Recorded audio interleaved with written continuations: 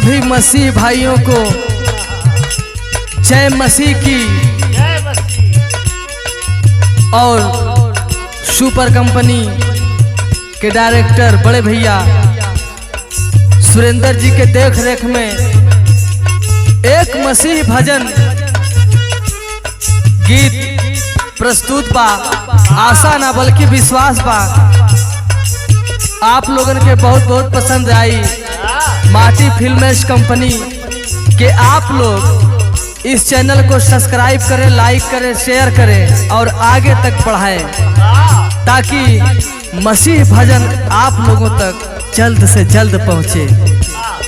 आइए मास्टर।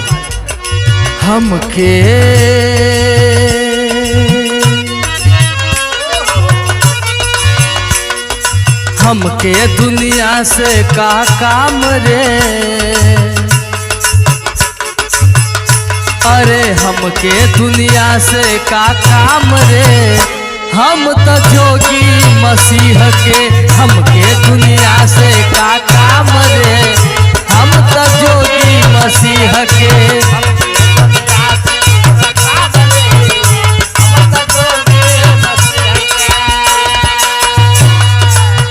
जोगी मसीह के, बैरागी मसीह के।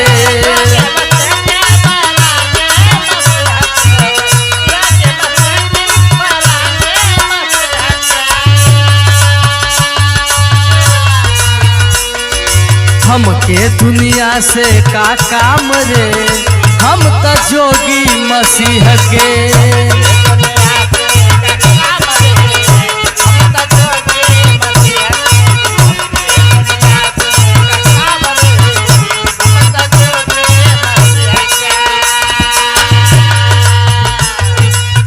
थके मादे बोझ से दबे हो,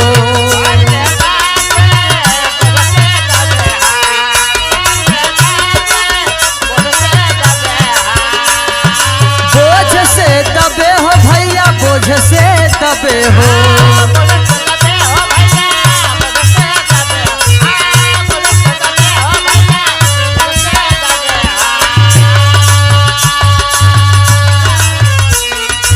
आवाई सूती है आराम रे, हम तो जोगी मसीह के। आवाई सूती है आराम रे, हम तो जोगी मसीह के।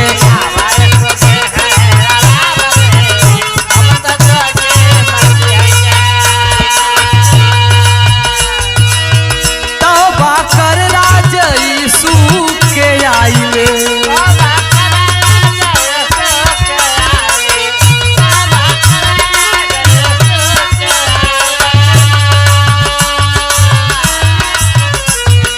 यीशु के आइले, राजा यीशु के आइले।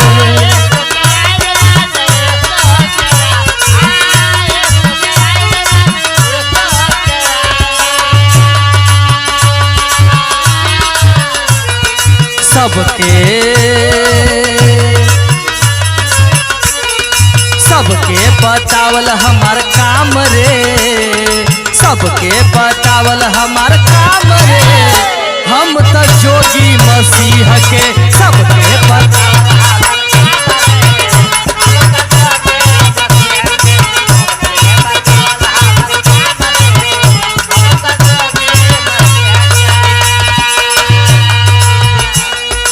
पाप के नींद से जागो है प्यारो,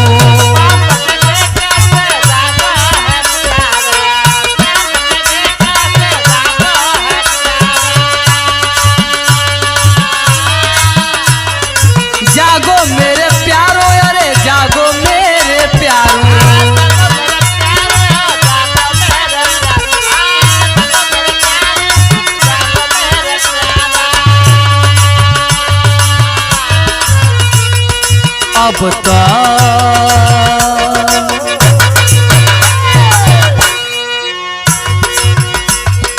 अब तो करीब आइल शाम रे, अब तो करीब आइल शाम रे, हम तो जोगी मसीह के।